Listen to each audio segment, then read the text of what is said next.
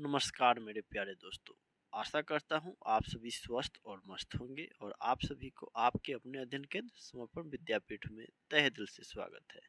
जी हाँ दोस्तों, आज हम लोग पुनः कक्षा 10वीं का वर्णिका नामक पाठ्य पुस्तक अध्ययन करने जा रहे हैं। अध्याय तीसरा आज हम लोग अध्ययन करेंगे। इससे पूर्व हम लोगों ने अध्याय द्वितीय अध्ययन किए थे, परंतु कुछ कारणवश प्रथम अध्याय को अभी छोड़ दिया गया है। बात समझ ना? तो आइए शुभारंभ करते हैं। देखिए भैया, एक कहानी है, इसको ध्यान पूर्वक समझना है, सुनना है और अपने शब्दों के में से प्रश्न आते हैं तो इसको अपने शब्दों अनुसार लिख लेना है, किंतु परंतु सोचना नहीं है। बात समझ ना?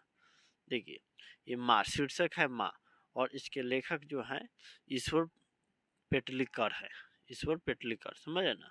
ईश्वर पेटलिकर जी के बारे में थोड़ा सा हम लोग अध्ययन कर ले, जो कि संक्षेप में यहाँ दिया हुआ है, उसी को अध्ययन करना है। इसके लिए अतिरिक्त हम लोग को पढ़ने की आवश्यकता नहीं है, जहाँ तक मैं समझता हूँ। बात समझे ना?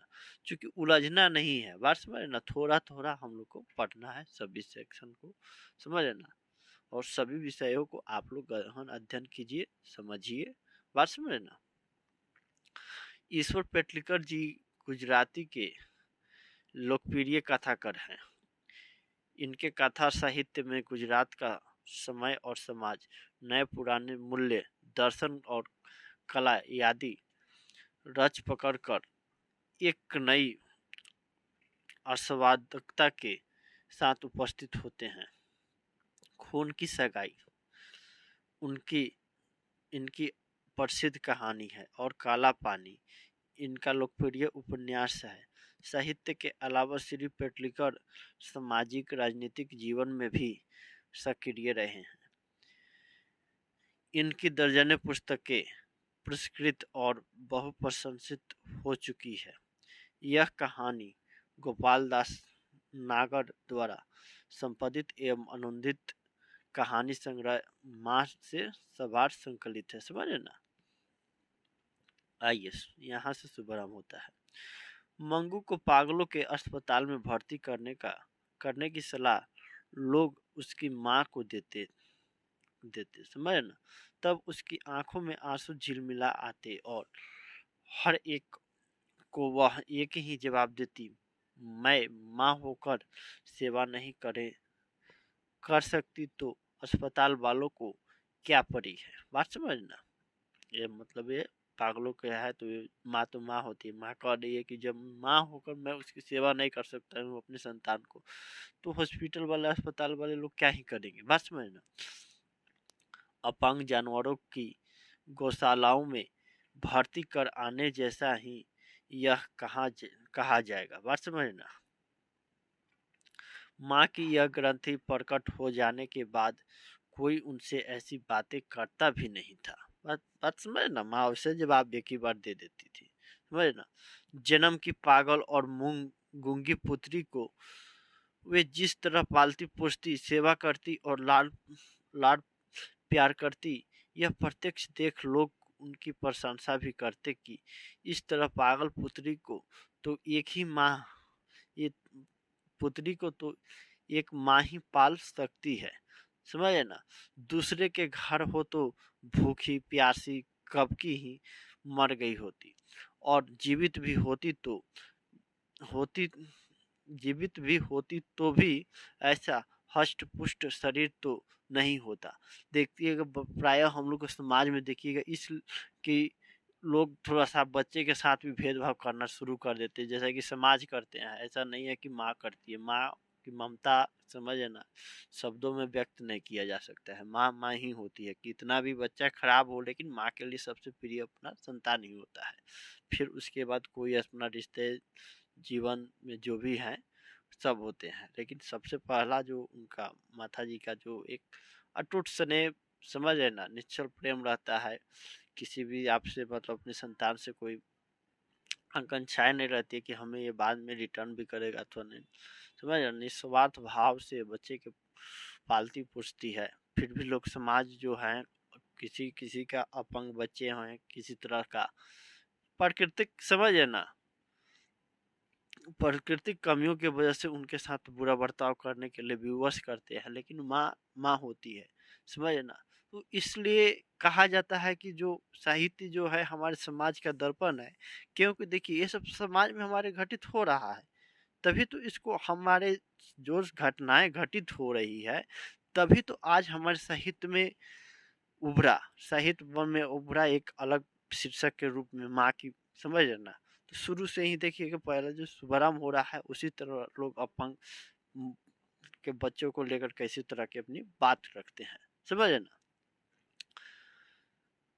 समझ रहे ना। मंगू के अलावा उसकी माँ को 3 संतानें थी, मंगू के अलावा 3 संतानें थी, समझ रहे ना। 2 पुत्र और 1 पुत्री, दोनों पुत्र पढ़ लिखकर शहर में काम में लगे थे। पुत्री का विवाह हो गया था और वह अपनी ससुराल चली गई थी। मंगू की माँ अपनी उन तीनों संतानों को भूल गई हो यह बात नहीं थी, समझे ना। मंगू ऐसा बात नहीं था कि तीनों संतान को भूल जाए, ऐसा बात नहीं था, लेकिन किंतु उसका समग्र मातृत्व मंगू पर ही निछावर हो गया था। देखिए ऐसा बात नहीं है कि आप किसी को ज़्यादा समय देते हैं तो इसका मतलब ये नहीं कि ज़्यादा उसे प्रेम करते हैं। कभी कभी किसी को कुछ समस्याएं हो जाता है, उनको आप न चाहते भी उन्हें समय देना पड़ता है, बात समझना। फिर भी ये माँ बेटी का जो रिश्ता जो होता है, ये माँ बेटा का एक सब रिश्तों से एक अलग ही होता है, समझना। इसका जो रिश्ता का जो आप कहा जाता है शब्दों में वर्णन नहीं किया जा सकता, समझना।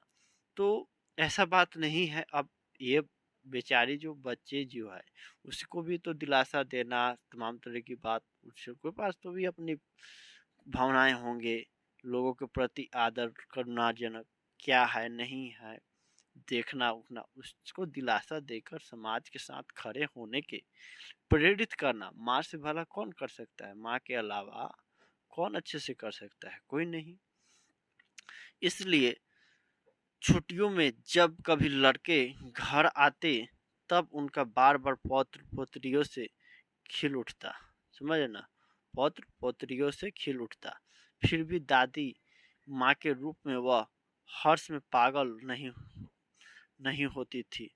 उन बालकों को वह लेती, खिलाती और लाड़ प्यार करती। अब इनका बेटी पोता पुत्री हो गए, समझना। तो फिर भी अपने में नहीं लगती, अपने बेटी के भी उनको थोड़ा सा लगता है, उतना ध्यान नहीं दे पाती। माँ के इस व्यवहार के विषय में पुत्रों को तो कुछ ख्याल ही नहीं आता, पर पुत्र वधु कसमसा जाती, समझे ना। अब पुत्र वधु है, बहू जो है वे क्या समझेगी कि क्या होता है एक माँ का, माँ को ये दर्द क्या होता है जब एक संतान थोड़ा सा किसी तरह से अस्वस्थ हो जाता है, उसका दर्द माँ से अच्छा कौन समझ सकता है। दोनों बहुओं की पति से यह एक ही फरियाद थी, अपने पुत्रों के बालक उन्हें बिल्कुल अच्छे नहीं लगते और पगली मंगू को छाती से भी अलग नहीं करती, समझे ना। ये बहुओं को लग रहा है कि हमारे बेटे जो हैं उनको अपने पास नहीं रखती, प्यार नहीं करती, और मंगू जो पागल है उसको इतना प्रेम मिल रहा है। ये होता है, घर घर देखा एक ही लेखा। एक कहावत है कि भैया समाज में आप थोड़ा सा भ्रमण करते हैं और इस पर थोड़ा सा आप चिंतन करते हैं तो देखिएगा कि कुछ ना कुछ हमारे समाज में ये सब घटनाएं होती ही रहती है प्राय, समझ ना। कुछ होता है कि भाई कुछ तथाकथित लोगों के द्वारा रचा जाता है, कुछ होता है कि अपने ही लोग थोड़ा सा इसको रच देने में भूमिका अदा कर देते हैं, बात समझे ना। मातृत्व के स्नेह में खिंची बहुएं माँ जी के प्रति अन्याय कर बैठती, समझे ना। वो भी अपना अन्याय कर बैठी थी ऐसे ऐसे। इतनी ही नहीं, पुत्री के बालकों के प्रति भी माँ जी का व्यवहार वैसा ही था, बात समझ ना। इस कारण बहुएं पति के आगे बड़बड़ा कर जब थक जाती तब पुत्री माँ के मुंह पर ही सुना देती, बात समझ ना। मंगू को झूठा लाड़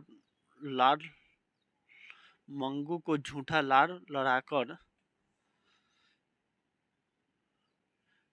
मंगू का झूठा, समझ ना, लाड़ लड़ाकर ही तुमने अधिक पागल बना दिया है, समझ ना। आदत डाली हो तो जानवरों को भी पखाना पेशाब, समझ ना, कहाँ करना है और कहाँ ना करना इसका ख्याल आ जाता है। 12 वर्ष की लड़की चाहे जितनी पगली हो पर उसे आदत डाली हो। समझ रहे ना, ये लोग ऐसे बोल रहे हैं घर में ताना हो रहा है, ताना बाना, तो क्या इतना ख्याल भी ना आए। वह गूंगी है पर कुछ बाहरी नहीं है कि हमारी बातें सुन भी नहीं। भूल करने पर भूल करने पर 2 थप्पड़ लगा दिए हो तो दूसरी बार तुरंत ख्याल रखें। मतलब ऐसे लोग कहते हैं कि मान लीजिए कि एक बार गलती से भूल भी जाए तो उसको 2 थप्पड़ लगा दीजिए तो पुनः याद कर सकती है लोग। बात समझ ना। उसकी पुत्री आगे कुछ बोले उससे पहले ही माँ जी की आंखें बरसने लगी। पुत्री का हृदय भी भर आया, परंतु कलेजा कठोर कर वह मन की बात निकाले बिना न रह सकी। बात समझ ना। ये माँ को मतलब कि एक बच्चा को अस्वस्थ हो गए, उस पर से इस तरह का बर्ताव घर में अशोभनीय है। समझ रहे ना। तो ये सब लोग कर ही बैठते हैं, क्या कहिए। तुम समझती हो मंगू को लाड़ प्यार करके उसे सुखी बनाती हो, पर यह समझ लो कि तुम ही इसकी वास्तविक दुश्मन हो। समझ ना, लोग तमाम तरह की बात करने लगते हैं। तुम कुछ हमेशा बैठी रहने रहने की नहीं हो। भाभीियों के पाले पड़ेगी तब नित्य उसके मल मूत्र धोने का झंझट कोई नहीं करेगा। बात समझ ना। वह दुखी हो जाएगी। कुछ रुककर वह धीमे स्वर में बोली, कहावत है यह झूठी नहीं पराई माँ कहावत है यह झूठी नहीं पराई माँ ही कान छेदती है। समझ ना, ये मतलब देखिए क्या क्या कहावत है। रुककर वह धीमे स्वर में बोली, मतलब ये देखिए, अस्पताल में रखने से पागलपन दूर होने का तो नहीं, पर मल मूत्र और कपड़ों का ध्यान आएगा तो भी बहुत है। भाइयों के घर में भगवान ने बहुत कुछ दिया है। भाभिया एक बार भी खाने को न दे ऐसी ओछी नहीं है। मतलब ऐसे ऐसे बात कर रहे हैं कि नहीं इतना कमी है थोड़ी है कि ये जो जाए कि मतलब अस्पताल में रहेगी। समझ है ना। ऐसा रहता कि कुछ कमी उमी है तो भाई थोड़ा भेजा जाता, सब चीज़ें संपन्न है। माँ जी लोगों को अस्पताल के लिए गौशालाओं की उपमा देती थी, तब लोग पराये की तरह जो नहीं कह पाते थे, मगर कुछ नहीं बोल पाते थे, वह उनकी पुत्री ही कह डालती। अस्पताल गौशाला जैसा होगा और शायद मंगू मर गई तो उसका पैर और उसका और कुटुंब का छुटकारा होगा। समझे ना, उसका और कुटुंब का छुटकारा होगा। मंगू की मौत को माजी भी छुटकारा मानती थी यदि वह प्राकृतिक रूप में आए तो। प्राकृतिक, समझे ना। परंतु लापरवाही दिखाकर उसे जानबूझकर मौत के मुंह में ढकेलने का विचार उन्हें असह्य लगता। स्वार्थ से सभी सगे पर निस्वार्थ से सगा हो वही सच्चा सगा। समझे ना। पुत्र कमाते धमाते हो, पुत्री ससुराल में हिंडोले झूलती हो, उनसे प्यार भरा संबंध रखने का कोई अर्थ न था। मंगू की सच्ची माँ बनी रहे तभी माँ बेटी का संबंध सार्थक था। इसलिए पुत्री कहे या पुत्र कहे तो भी मंगू को अस्पताल द्वारा मौत के मुंह में ढकेलने को माँ जी तैयार नहीं थी। पुत्र माँ के इस भाव को समझ गए थे, इसलिए वह कभी ऐसी बात करते ही नहीं थे, क्योंकि 3 गोरे निनात डॉक्टरों ने एकमत होकर निदान प्रकट किया था कि पागलपन मिटाना संभव नहीं। बात समझना। केवल एक विश्वास था कि किसी ट्रेंड और अनुभवी नर्स या डॉक्टर की देख रेख में रखा जाए तो आदत के कारण शायद उसे शौच और कपड़े का ध्यान आ जाए, परंतु ऐसी अवस्था घर के पास हो सके यह संभव नहीं था, इसलिए वे मौन थे। बस में ना, ऐसे ऐसे लोग अपना राय रखते हैं, परामर्श तो लोग रखने में कभी भी पीछे नहीं हटते हैं। बात समझ ना, कितना ही सही हो अथवा गलत हो इसका कुछ लोग इसका आकलन नहीं कर पाते हैं। बिना आकलन के किसी को सलाह दे देते हैं। सलाह देने में किसी को क्या ही जाता है। बात समझ ना। फिर भी माँ जी ने अपनी श्रद्धा के अनुसार उपचार जारी रखे थे। दवा करने वाले बिना बुलाए घर आप पहुंचते। शिलाजीत बेचने वाले या हींग बेचने वाले मंगू को पागल जानकर वे दवा जानते हैं, इसके दावा करते। माँ जी मानती थी कि 1000 उपचार करे तब एक तो लग ही जाता है। बात समझे ना, माँ को लगता था कि कई कितना 1000 इलाज कीजिए तो कहीं ना कहीं एक तो लग ही जाएगा। इसलिए दूसरे के दृष्टि में पागलपन जैसी बात भी वह गंभीरता से सुनती और श्रद्धा से उस पर अमल करती। किसी ज्योतिषी ने कहा था कि आने वाले अगहन का महीना, समझ ना, जो भी दिसंबर का चलता है, अगहन का महीना इसके लिए श्रेष्ठ है, इसलिए संभव है वह ठीक हो जाए। समझ ना, ज्योतिष भी जो लोग होते हैं वे अपना अपना कारनामा दिखाने में किसी पीछे नहीं हटते इस तरह का अवसर पे। समझ, तभी से अगहन का महीना माँ जी के लिए आराध्य देव बन गया था। समझ ना, अगहन के महीने में मंगू के 14 वर्ष पूरे हो जाते थे। इसलिए कोई बुद्धिमान व्यक्ति जिस तरंग में नहीं चढ़ जाता वैसी तरंग में माँ जी चढ़ जाती। 14वां पूरा होते होते तो मंगू की बड़ी बहन का विवाह कर दिया था। मंगू पागल ना होती तो आज इसका विवाह भी तय हो गया होता। समझ ना, थोड़ा सा सब मतलब कोई थोड़ा सा ऐसे हो जाता है ना तो उसको क्या ही सब चीज में थोड़ा सा विलम्ब होता है, समाज थोड़ा समझे ना, और समानता के दृष्टिकोण से देखता है किसी को भी। यदि अगहन के महीने में इसका पागलपन मिट जाए तो मरी का रूप तो ऐसा है कि मूर्तियाँ, समझ ना, वर उसे देखने के साथ ही हाँ कह दे। मतलब उसका क्या बोलते हैं रूप, समझ ना, ऐसा है कि लड़के वाले देखेंगे तो उसको हाँ कर देंगे। और जैसे सब कुछ ठीक हो गया हो वैसे वह विवाह की योजना भी मन में बनाने लग जाती। कमू मंगी की बड़ी बहन के समय घर की स्थिति आज जैसी नहीं थी। आज तो दोनों भाई शहर में अच्छा कमाते हैं, पानी की तरह पैसा खर्च करते हैं। फिर मंगू के विवाह में वे किस लिए पीछे घूम कर देखे। मतलब पीछे देखने का नहीं है कि अभी पैसा है, आर्थिक स्थिति कैसा है, नहीं है, नहीं, इतना घूम कर नहीं कि दोनों भाई शहर में कमाते अच्छे पैसे। एक बार मंगू बुद्धिमानी के साथ हौज में पेशाब करने बैठी। उससे प्रसन्न हो माँ जी कई दिन तक हर एक आगे पलायन करती रही।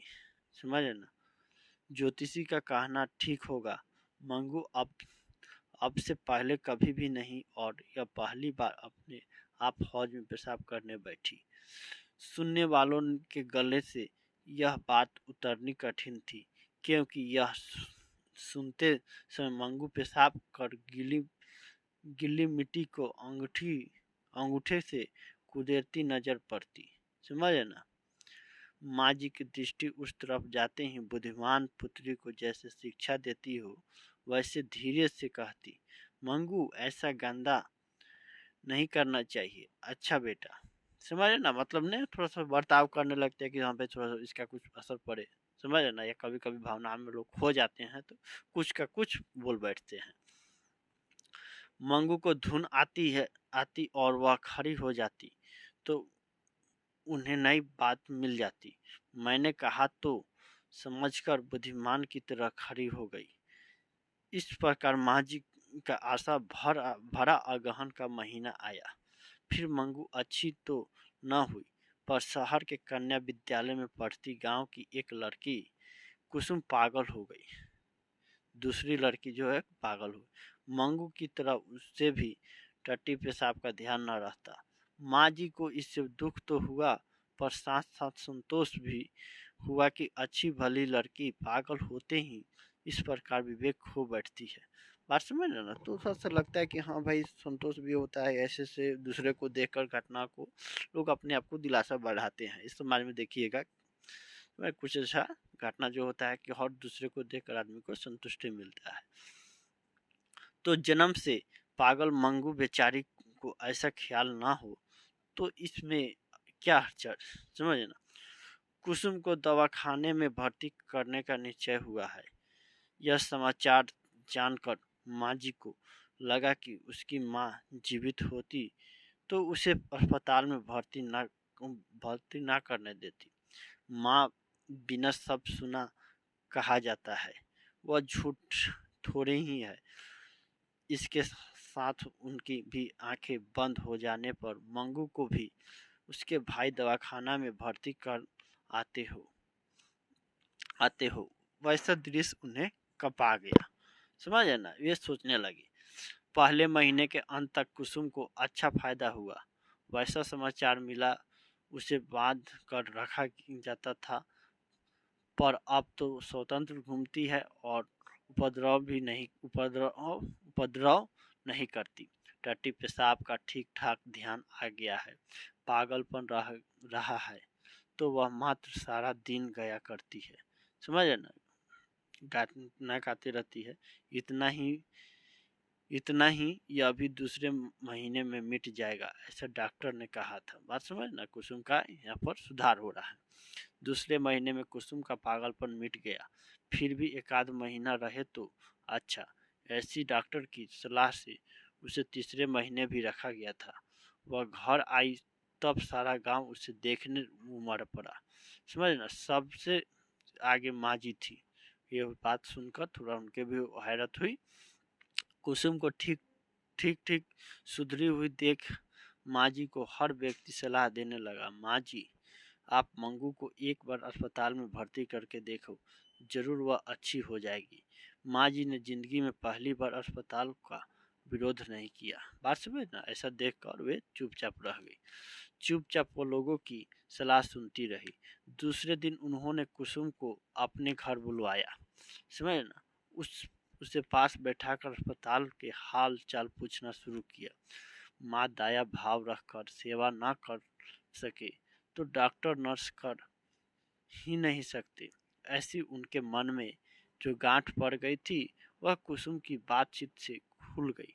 बात समझ ना, नर्स या डॉक्टरों को कोई पागल चाटा मार दे तो भी वे लोग उस पर नहीं खींचते या उसे मारते नहीं। यह जानकर उन्हें अस्पताल पर श्रद्धा भी हुई। समझे ना, नई आशा पैदा हुई कि मंगू के भाग्य में दवाखाना जाने से पागलपन मिटने का लिखा होगा। तो वह किसे पता, इतना उपचार कर देखे तब एक और सही। नहीं मिटेगा तो क्या वापस नहीं लाई जा सकती। अंत में मंगू को दवाखाना में भर्ती करने का माँ जी ने निर्णय किया। इसलिए बड़े पुत्र को घर आने को उन्होंने पत्र भी लिखवाया। समझे ना, पत्र का जमाना था पहले, संदेश भेजने पर। फिर भी यह निर्णय किया, तब से उनकी नींद भी उड़ गई थी। समझ ना, चिंता तमाम तरह की, कैसे होगा नहीं होगा। माँ की ममता समझ ना, शब्दों में नहीं ना किया वर्णन किया जाता है। बहुत मतलब जैसे वह हार कर यह काम कर रही थी, ऐसा उनके मस्तिष्क पर एक प्रकार का भार सा मालूम पड़ने लगा था। दवा खाने पर श्रद्धा उत्पन्न हुई, वह एक निमित्त था। बाकी धीरे धीरे दूसरा छिपा कारण भी उन्हें दिखता था। मंगू बड़ी होती जाती थी। उनकी विद्यावस्था बढ़ती जाती थी। समझ ना, बहुएं चाकरी नहीं करेगी, यह मालूम हो गया था, क्योंकि दोनों में से एक बहू ने भी अभी तक साथ रहने का आमंत्रण उन्हें न दिया था। बात समझना, आज के लड़के भी पत्नियों के दबे दबे ही घर घर दिखते हैं। समझ ना, घर मतलब ये बता रहे हैं कि पत्नियों के से दबे रहते हैं। इसलिए अपने पुत्रों से भी आशा उन्हें अधिक न दिखती थी। इस स्थिति में मंगू को भगवान साथी हो और उसका पागलपन मिट जाए या न मिटे, तो यदि उसे अस्पताल में भर्ती कर जाए तो उन्हें मरने के समय एक प्रकार की शांति रहे कि उसकी चाकरी करने वाला दुनिया में पराया ही कोई है तो सही बात समझ ना, तमाम तरह की बात सोच रही है माँ। इस विचारधारा के साथ माँ जी की आंखों से इतना अधिक पानी बह जाता कि बिछौना तर हो जाता, पूरा भीग जाता। हृदय पुकार उठता, चाहे जो बहाना भले ही निकालो, पर मूल बात इतनी कि वह स्वयं भी पुत्री से थक गई। माँ जी नींद से चौंक उठती, बोल उठती, क्या मैं थकी हूँ? बात समझना।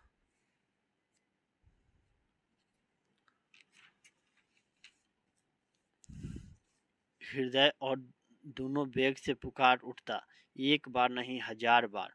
माँ जी को लगा उन्होंने पुत्र को पत्र लिखकर ही बड़ी भूल की है। इतनी जल्दी क्या थी कि जाड़े में उसे दवाखाने में भर्ती करना पड़े। रात में मैं उसे कितनी ही बार उठाती हूँ। दवाखाने में इस तरह घड़ी घड़ी कौन उठाएगा? गर्मी में भर्ती करने का रखा होता तो ठीक था, परंतु पत्र मिलते ही पुत्र आ पहुंचा। बात समझ ना, पुत्र को इस बात का इंतजार था, वो पला गया तो भाई आना ही पड़ा। अस्पताल में भर्ती करने के लिए मजिस्ट्रेट से और ऑर्डर भी प्राप्त कर लिया। एक सप्ताह में मंगू को भर्ती करने का तय हो गया। माँ जी को विश्वास हो गया कि पुत्र पगली बहन को अस्पताल में ढकेलकर बोझ उतारना चाहता है।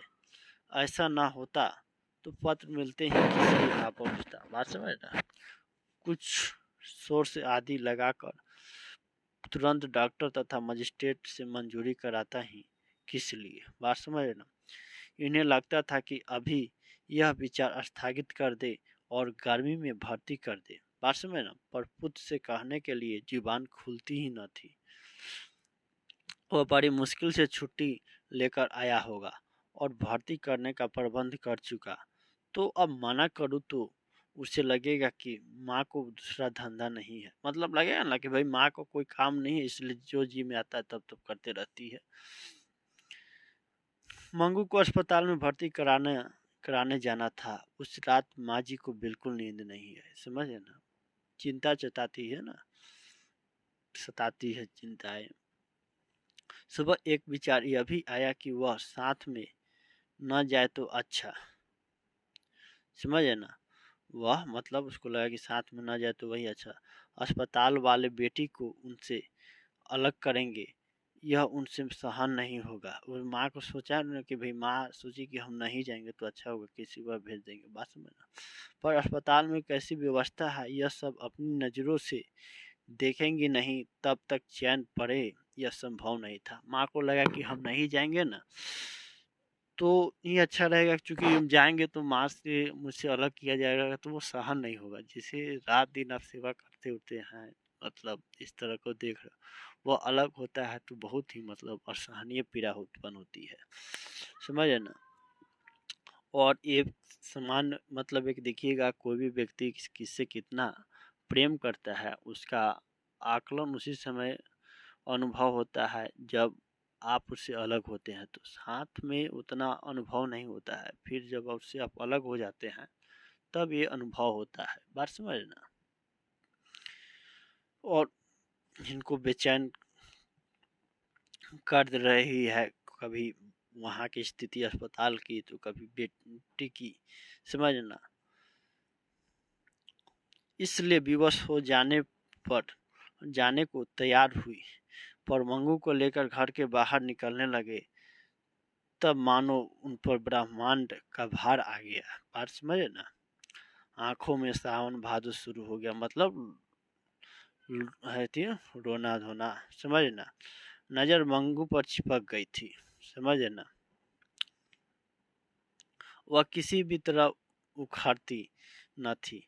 मंगू अपने को पहनाए गए कपड़ों का रंग जी भर कर देख रही थी। बात समझ ना।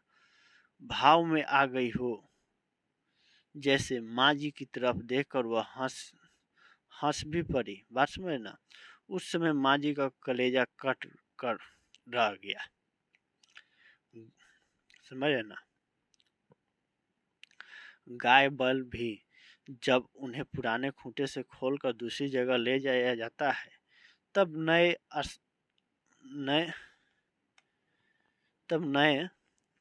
आदमी के घर नए आदमी के घर जाने में आनाकानी करते हैं। मंगू को इतना भी ध्यान नहीं था, यह प्रत्यक्ष अनुभव करती माँ जी डयोढ़ी से फिसल गई। हृदय कलकला उठा, अबोध पुत्री का दुनिया में कोई नहीं। समझ है ना, कह रही है सगी माँ भी उसकी न हुई, मतलब ये कह रहे कि अपनी माँ भी उसकी न हुई इस अबोध पुत्री का। बस में ना पुत्र का हृदय भी भर आया था।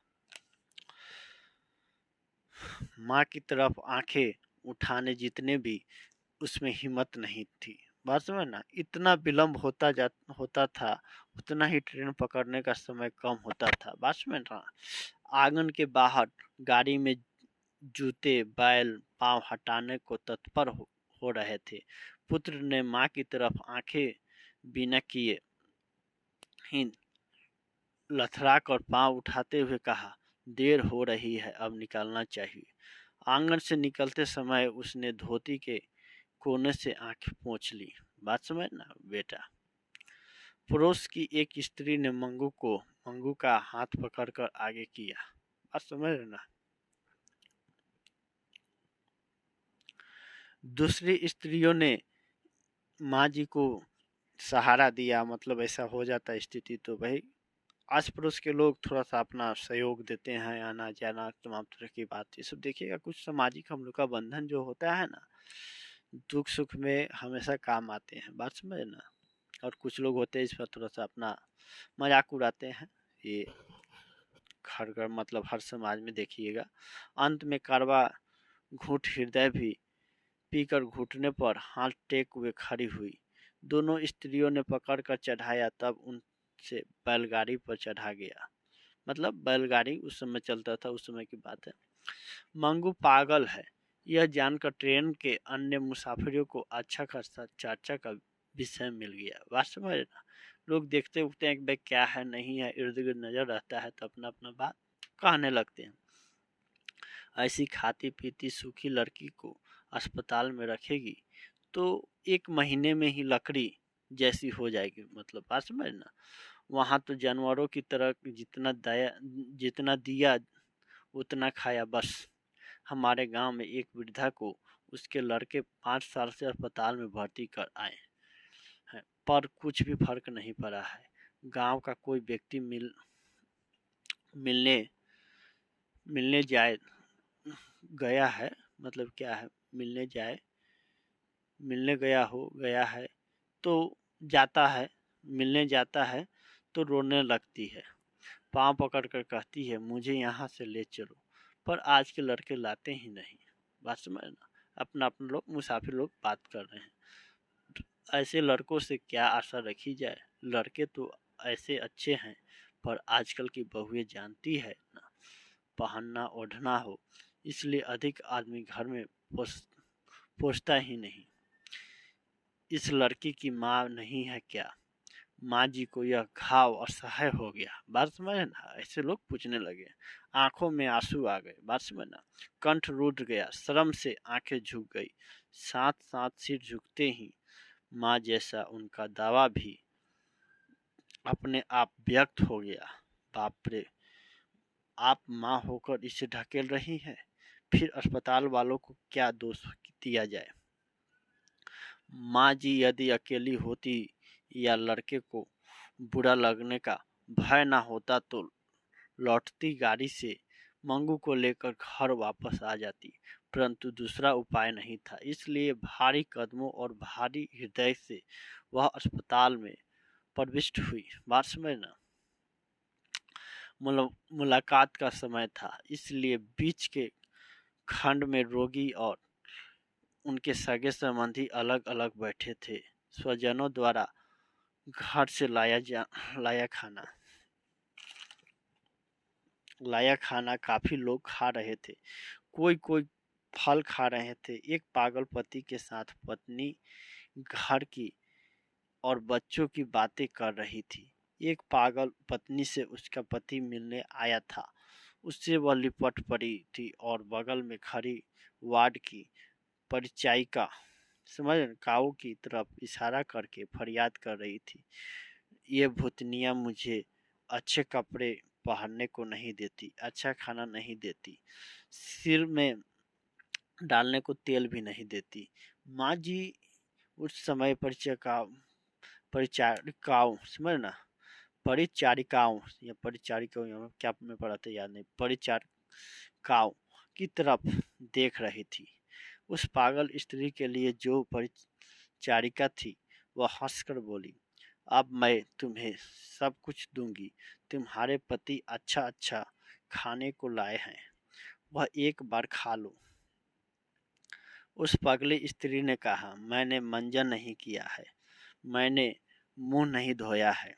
माँ जी ने देखा तो उनका मुंह धुला था, फिर भी जरा भी खींचे बिना परिचारिका ने पानी का लोटा लाकर मुंह धुलाया, रुमाल से मुंह पोंछ दिया। माँ जी को विश्वास हो गया कि काम करने वाले हैं तो दयालु। बात समझ ना।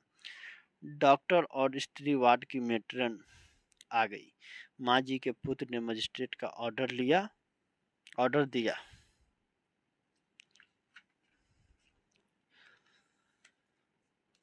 माँ को संतोष हो, इसलिए ऊंचे स्वर में मंगू की देखभाल अच्छी तरह कहने को कहा। पास में मेट्रन ने कहा, इस बाबत आपको चिंता नहीं करना चाहिए, इस बात के लिए समझे ना।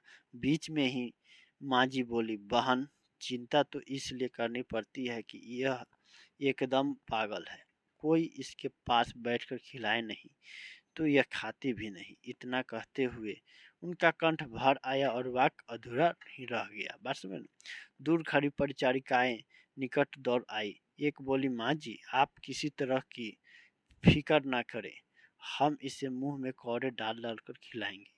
भरी भरी आवाज में माँ जी बोली, यही तो बहन मुझे कहना है, इससे टट्टी पेशाब का भी ख्याल नहीं रहता। यह रात में कपड़े बिगाड़े तो देखना, नहीं तो गीले में सो रहेगी तो समझना, ये तो वायु हो जाएगा, समझना कोई मतलब बीमारी है। दूसरी परिचारिका बोली, रात में 4-5 बार जांच की जाती है। माँ जी ने कहा, रात में रोशनी जलती रहने से इसे नींद नहीं आती, जिसे नींद नहीं आती उसे नींद की दवा दी जाती है। इससे दूसरे उपद्रवी मरीज मारे पीटे नहीं, वह देखना। जो उपद्रवी होते हैं उन्हें अलग रखा जाता है, रात में सबको अलग अलग कमरों में सुलाया जाता है। मिलने आने वाले लोग विदा लेते तब रोगी को अंदर के कमरे में ले जाने के लिए दरवाजा थोड़ा खुलता। इस अवसर का लाभ लेकर माँ जी की नज़र 2-3 बार अंदर घूम जाती थी। 3-4 स्त्रियों को अस्त व्यस्त कपड़ों में उन्होंने अंदर घूमते हुए देखा। एक ने उनकी तरफ देखकर छाती कूटी और भयभीत आंखों से देखा कि वह डर गई। इस पर इन्हें उन्हें अंदर के रहने की जगह देखने की इच्छा हुई। समझ ना, मांग की मंगू को जिस कमरे में रखना है वह मुझे दिखला दे। मेट्रन ने कहा, अंदर किसी को देखने जाने का नियम नहीं है। विस्मय भरे नेत्रों से यह नई दुनिया देख रही मंगू माँ जी की बगल में लपकी, सिर पर हाथ रखकर माँ जी रोज की तरह स्नेहमय बेटा शब्द उच्चारित करने लगी कि तभी उनका स्वर फूट पड़ा। मरने के समय जैसी एक लंबी सिसकी फूट पड़ी। इस आक्रंदन में सारा अस्पताल डूब गया। पुत्री की आंखों में चौधार आंसू बह चले। समझे ना। ऐसे रुदन से अभ्यस्त हो गए डॉक्टर, मेट्रन और परिचारिकाओं के हृदय भी भर आए, दीवारें भी आर्द्र हो उठी। इतना स्नेह भरा किसी पागल का स्वजन आज तक आया हो, यह वहां किसी ने देखा ही नहीं था। बात समझ ना। एक परिचारिका हाथ का रुमाल फट फटकार कर मंगू का ध्यान अपनी तरफ खींचकर बोली, लो चाहिए तुम्हें। मंगू रुमाल पकड़ने के लिए माँ को छोड़कर एकदम खड़ी हो गई। थोड़ा रुमाल पकड़कर लेने के बाद उसका हाथ थपथपाकर परिचारिका मीठे शब्दों में बोली, तुम मेरे साथ मेरे पास रहोगी ना बहन? मैं अच्छा अच्छा खाना खाने को दूंगी, नए नए कपड़े पहनाऊंगी। मंगू, समझ ना, ये थोड़ा कहानी है, इस पर थोड़ा आप लोग को मतलब एक बार इसको सुन लेना है, समझ ना, इसके अतिरिक्त ज़्यादा ध्यान देने की आवश्यकता नहीं है। मंगू उसके चेहरे की तरफ ही ताक रही थी, इसलिए उस क्षण का उपयोग करके चलो दू कहा और उसका हाथ पकड़कर आगे किया। वह दरवाजा आधा खुला और मंगू को अपने अंदर ले गया। मंगू मंगू कलेजा कांप उठे, ऐसी चीखें माँ जी ने पुनः निकाली। डॉक्टर ने आश्वासन देते हुए कहा, माँ जी, और बगल में खड़े पुत्र की तरफ उंगली करके बताया, अपने इस पुत्र जैसा मुझे भी पुत्र समझिएगा, समझे ना। बेटी को अस्पताल में नहीं, बेटे के घर छोड़ जा रही हैं, ऐसा मानिएगा, समझे ना। लोग यही अपना आश्वासन दे रहे हैं किसी से, समझ ना, तो अपना अपना तरीका होता है क्या बोले नहीं बोले। अधेड़ वय की बालव्य में विधवा हुई मेट्रन ने आश्वासन देते हुए कहा, आज तक आप इसकी माँ थी, आज से मैं इसकी नई माँ हुई हूँ, समझ ना। माँ जी सिसकी भरती हुई बोली, इसे बेजमान जानवर जितनी भी बुद्धि नहीं है, मैंने इसे आज तक अपने से अलग नहीं किया। कुसुम आपके अस्पताल में ठीक हो गई, इसलिए मैंने हृदय कठोर करके और उनका कंठ भराया, समझ ना। मेट्रन ने कहा, उस कुसुम की तरह यह भी थोड़े समय में समझदार हो जाएगी। माँ जी की सिसकियाँ रुकी, फिर उनकी दृष्टि उस बंद दरवाजे को पार कर मंगू पर ही जैसे पड़ी थी। मंगू ने जैसे उन्हें याद दिलाया हो वैसे वह बोली, वह रूखी रोटियां नहीं खाती, शाम के भोजन में रोटी दूध के साथ दीजिएगा, या दूध ना हो तो दाल में, समझ ना। अपना बता रहे कैसे ऐसे उनका स्वभाव है। माँ जी की करुण आंखों की तरफ नजर करने की मेट्रन की शक्ति लुप्त हो गई हो वैसे ही वह नीचे दृष्टि किए हुई बोली, अच्छा। माँ जी और उनका पुत्र मंगू को अस्पताल में भर्ती कर बाहर आए, तब दोनों के चेहरे पर शोक के बादल छाए थे, समझ ना। चुपचाप दोनों बाहर खड़ी घोड़ा गाड़ी में बैठ विदा हुए। ट्रेन के डिब्बे में पाँव रखते ही माँ जी को याद आया, अस्पताल में सोने के लिए चरपाई देते होंगे या नहीं। मंगू धरती पर कभी न सोई है, इसलिए चरपाई नहीं होगी तो उसे ठीक नहीं लगेगा। अस्पताल में काम करने वाले दयालु हैं, भले हैं, ऐसा विश्वास माँ जी को हुआ था। बात समझ ना, ये अपना आने जाने के बाद लोग को लगता है तमाम तरह की छोटी बड़ी क्या बोल जरूरतों को लोग ख्याल करते हैं, परंतु उन्हें अंदर जाने न दिया था, इसलिए संदेह रह गया था कि हमें अच्छा न लगे वैसा कुछ होगा, इसलिए तो हमें न जाने का नियम बनाया होगा ना। इस बात का पुष्टिकरण करता था वह अधखुला दरवाजा, भूत की तरह घूमती गंदी और भूख से मरती सी भयानक लगने वाली पागल स्त्रियां। इसके साथ ही माँ जी को मंगू उन्हें न देखकर रोती हो वैसी आवाज सुनाई दी। उनकी आंखों से आंसू निकल पड़े। बगल में बैठी एक स्त्री ने पूछा, माँ क्यों रोती है, किसी की मृत्यु हो गई है क्या? समझ ना। एक से एक लोग बात कहीं देते हैं। रात में 11:15 बजे घर आई, तब उनकी राह देखती पड़ोसी जो उनके कुटुंब की ही थी, वह जाग रही थी। उनके लिए उसने खाना भी बना रखा था, पर दोनों ने खाने के लिए मना कर दिया। स्वजन की मृत्यु का घाव ताजा हो तब जैसा आग्रह करने वाले की जीभ नहीं खुलती, वैसे ही पड़ोसिन ज्यादा खींचतान न कर सकी। समझ ना। माँ जी के अंतर में एक तंबुरा बज रहा था। मंगू इस समय क्या करती होगी। बात समझ ना, एक मन में थोड़ा सा रहता ना कि मंगू क्या कर रही होगी, एक अपना लो। पल पल में यही विचार उनके हृदय को बेध रहा था। कितनी ठंड है, उसे ओढ़ाया तो होगा, पेशाब करके गीला कर दिया होगा, तो उसका फ्रॉक और बिछौना बदला होगा। जैसे मंगू उनकी बात सुन रही हो, वैसे वह बोली, बेटा पेशाब न करना, ओढ़ा हुआ फेंकना मत। ये शब्द सोने के समय वह नित्य उच्चारण करती। फिर भी मंगू इन पर अमल नहीं करती, रात में पेशाब कर देती, तो उसका फ्रॉक और बिछौना भी बदल डालती। समझे ना, ये अपना माँ जी का आदत हो गया था। मंगू बड़ी हो गई, फिर भी अपने साथ ही उसे सुलाती, जिससे वह पेशाब करे तो उसे तुरंत पता चले और उसे गीले में सोया सोया रहना ना पड़े। समझे ना, माँ जी को स्वयं भी उसके बिना बिछाना सूना सूना लगता था। अपने में मन में हुआ, मेरे साथ सोने की आदत है, उसे नींद आई होगी या नहीं। उनके लिए आंख बावड़ी बन उन्हें ढूंढती हो, वैसा उन्हें दिखा। उन्होंने चारपाई की पाटी पर सिर पटका।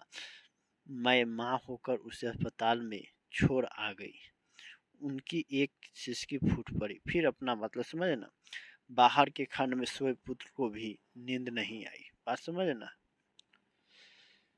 तो देखिए, माँ की अपेक्षा उसे सौवे इस सौवे हिस्से जितनी भी मंगू के साथ मानता न थी। फिर भी उसके कलेजे पर वेदना का काला पत्थर रखा गया था। माँ की सिसकियों के साथ उसकी आंखों से भी आंसू बहने लगे। अपने को इतनी वेदना होती है तो माँ को क्या क्या होता होगा। बात समझ ना, वो भी बेटा को ऐसे हो सोच रहा है। माँ के हृदय का मांस वेदना कितना कुर्ता से कौंच रही है थी। उसका साक्षात्कार जीवन में पहली ही बार पुत्र को हुआ। उसका हृदय पुकार उठा, माँ का यह दुख किसी भी उपाय से टालना चाहिए। पुत्र होकर इतना भी मैं ना कर सकूं तो मेरा जीना व्यर्थ है। उसके साथ ही उसके अंतर ने प्रतिज्ञा की, मैं मंगू को जीते जी अच्छी तरह से पालूंगा। बहू उसका मल मूत्र धोने को तैयार नहीं होगी तो मैं धोऊंगा। इसके साथ वेदना का काला पत्थर उसकी छाती पर से सिसक गया। माँ जी ने दूसरी सिसकी ली होती वह होती तो वह उसी क्षण उन्हें अपनी प्रतिज्ञा सुनाकर संतावना दे देता, पर वह शांत पड़ गई शांत पड़ गई लगी। बात समझ ना, इसलिए उसने भी सोने के लिए आंखों पर पलके गिरा ली। सुबह जब चक्की की और मथने की मधुर आवाज गूंज रही थी, तब सारे गांव को जैसे बेध डाले वैसे चीखे में माँ जी ने मारनी शुरू की। दौड़ो रे दौड़ो, मेरी मंगू को मार डाला रे। बात समझ ना, पुत्र चरपाई से उछल पड़ा। पड़ोसी दौड़े आए, चकियों और मथनियां रुक गई। जिसने सुना वही दौड़ा और जो आए वैसे ठिठक गए। माँ जी मंगू की श्रेणी में मिल गई थी। मतलब मंगू के श्रेणी का क्या मतलब, पागल के साथ पागल हो जाना। समझ ना, ऐसी अवस्था हो जाता है। समझना, अब मंगू ठीक हुई कि नहीं हुई, लेकिन मंगू जैसी माँ की स्थिति हो गई थी। प्रेम में ऐसा बात नहीं है, प्रेम में भी लोग पागल हो जाते हैं। ऐसा बात नहीं है कि तो ये क्या ही था, पुत्र मतलब यह प्रेमी न था, संतान से इतना प्रेम था कि अपने से अलग नहीं करती थी। अलग होने के बाद ऐसा स्थिति हो गया। समझे ना। तो यहाँ तक आपको समझ में आया होगा कहानी है किस तरह से हमारे समाज में एक कोई किसी को मतलब किसी तरह के थोड़ा सा कमी हो जाता है, प्राकृतिक भी हो या प्राकृतिक का मतलब कमी हो जाता है, तो कैसे कैसे लोग उनसे बर्ताव करने लगते हैं। और फिर भी यहाँ पर माँ की ममता यहाँ पर अभी तक कायम है। समझ ना। तो ये कहानी है। मैं उम्मीद करता हूँ कि आपको समझ में आया होगा और इसी के आधार पर आपसे प्रश्न पूछे जाएंगे, तो अपने शब्दों में आप लोग वर्णन कीजिएगा।